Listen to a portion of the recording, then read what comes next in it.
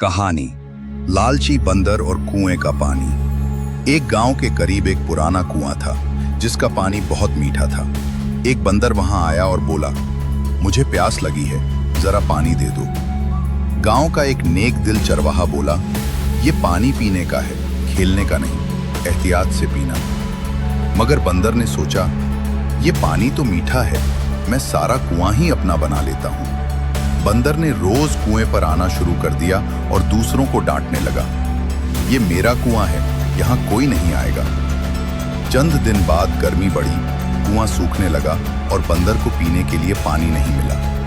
वो चरवाहे के पास गया और कहा, मुझे पानी दे दो, मैं भूखा प्यासा हूं। चरवाहे ने जवाब दिया, पानी सबका है, लेकिन जो दूसरों को रोके वो खुद भी प्यासा रह जाता है। सबक: लालच हमेशा नुकसान देता है और कुदरत का रिज़्क सबके लिए होता है।